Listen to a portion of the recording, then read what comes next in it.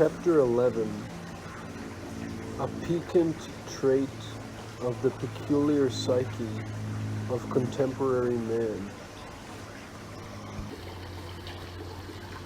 Now let us return to those three-brained beings arising on the planet Earth,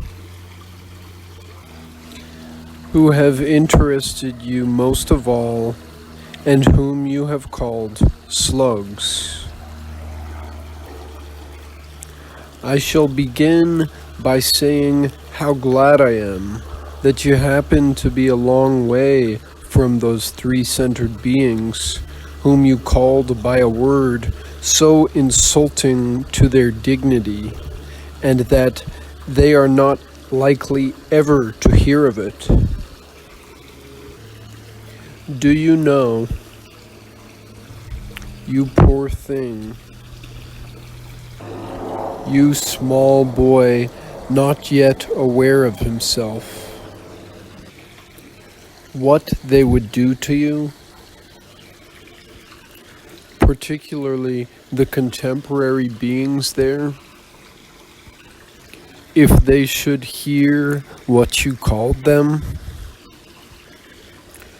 What they would have done to you if you had been there, and if they had got hold of you. I am seized with horror at the very mention of it. At best, they would have thrashed you so that, as our Mullah Nasser Eddin there says, you wouldn't have recovered your senses before the next crop of birches. In any case, I advise you that whenever you start anything new, you should always bless fate and beseech her mercy, that she should always be on guard and prevent the beings of the planet Earth from ever suspecting that you, my beloved and only grandson, dared to call them slugs. You must know that during the time of my observations of them from the planet Mars, and during the periods of my existence among them, I studied the psyche of these strange three-brained beings very thoroughly. And so I already know very well what they would do to anybody who dared to give them such a nickname. To be sure, it was only in childish naivete that you called them so. But the three-brained beings of that peculiar planet, especially the contemporary ones, do not discriminate such fine points. Who called them? Why? And in what circumstances? It's all one.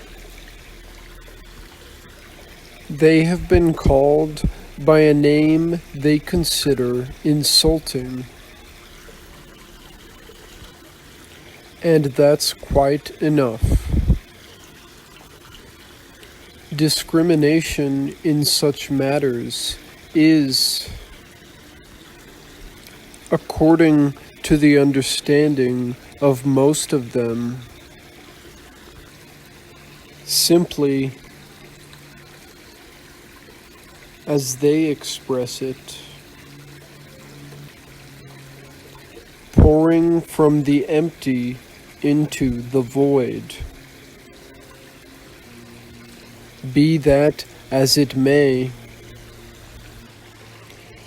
you were, in any case, extremely rash to call the three-brained beings breeding on the planet Earth by such an offensive name. First, because you have made me anxious for you. And secondly, because you have laid up for yourself a menace for the future. The position is this: though, as I have already said, you are a long way off, and they will be unable to get at you, to punish you personally. Yet, nevertheless, if they should somehow unexpectedly chance to learn, even at 20th hand, how you insulted them, then you could at once be sure of their real anathema. And the dimensions of this anathema would depend upon the interests with which they happened to be occupied at the given moment. Perhaps it is worthwhile describing to you how the beings of the earth would behave if they should happen to learn that you had so insulted them. This description may serve as a very good example for the elucidation of the strangeness of the psyche of these three-brained beings who interest you. Provoked by such an incident as your thus insulting them, if everything was rather dull with them at the given moment, owing to the absence of any other similar absurd interest, they would arrange somewhere in a previously chosen place with previously invited people, all of course dressed in costumes specially designed for such occasions.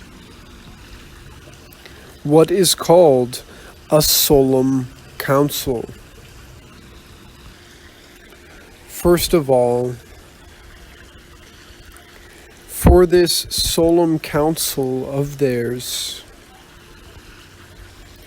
they would select from among themselves what is called a president, and only then would they proceed with their trial. To begin with, they would, as they say there, pick you to pieces. And not only you, but your father, your grandfather, and perhaps even all the way back to Adam. If they should then decide, of course, as always, by a majority of votes, that you are guilty, They would sentence you according to the indications of a code of laws, collated on the basis of former similar puppet plays by beings called old fossils. But if they should happen by a majority of votes to find nothing criminal in your action at all, though this very seldom occurs among them, then this whole trial of theirs, set out on paper in detail and signed by the whole lot of them, would be dispatched, you would think, into the waste paper basket? Oh, no. To appropriate specialists in the given instances, to what is called the hierarchy or Holy Synod, where the same procedure would be repeated. Only in this case you would be tried by important beings there. Only at the very end of this true pouring from the empty into the void would they come to the main point, namely, that the accused is out of reach. But it is just here that arises the principal danger to your person, namely, that when they are quite certain beyond all doubt that they cannot get hold of you, they will then unanimously decide nothing more nor less than, as I have already said, to anathematize you. And do you know what that is and how it is done? No. Then listen and shudder.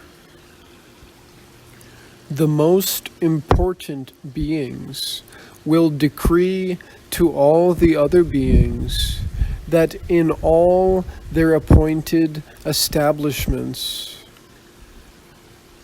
such as what are called churches, chapels,